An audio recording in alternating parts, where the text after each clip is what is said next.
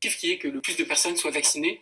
Et là-dessus, je suis totalement d'accord avec vous. Et je fais confiance à la médecine et aux scientifiques sur ce point. Mais je crois que la fin ne justifie pas tous les moyens. Et qu'on a aussi des principes. Et là, on est en train de franchir toutes les lignes rouges en termes de principes, et notamment des principes républicains et démocratiques.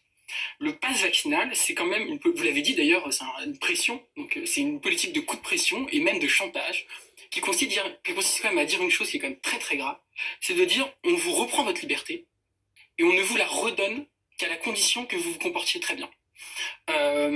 Concrètement, ça veut dire qu'avec un simple QR code, vous pouvez activer, désactiver les droits des citoyens.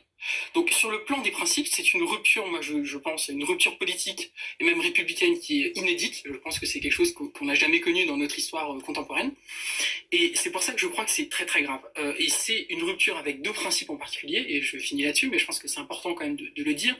D'une part, avec notre conception de la citoyenneté. La citoyenneté en France, elle est indivisible. Il n'y a pas plusieurs catégories de citoyens, des citoyens qui seraient des sous-citoyens, qui auraient moins de droits que les autres. Ça n'existe pas dans la République française, et c'est un principe républicain très important.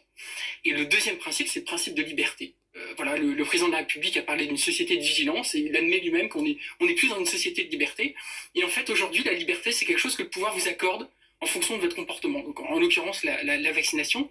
Et ça, pareil, c'est quelque chose qui est totalement étranger à notre culture républicaine, où, je rappelle, la liberté est une chose inaliénable. Un citoyen a des droits inaliénables, et la liberté, c'est quelque chose qui est consubstantiel à la citoyenneté. Et c'est ça, pour moi, voilà, les ruptures qui sont vraiment très, très importantes dans cette histoire. Je rappelle que ce week-end, Olivier Véran a reconnu que le pass vaccinal était une obligation déguisée, hein, c'est le terme, il l'a admis en tout cas. Qu'est-ce que vous répondez, Mathieu Slama?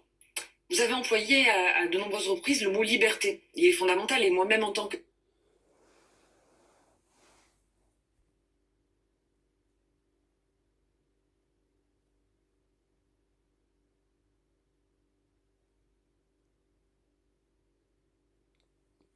Je suis consterné par la facilité avec laquelle le gouvernement a pu s'octroyer le droit de décider de qui a le droit d'avoir des loisirs, de voyager, de travailler, de se soigner, etc.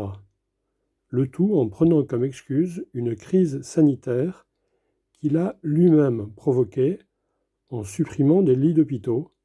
Macron, dans son quinquennat, a supprimé 17 600 lits d'hôpitaux.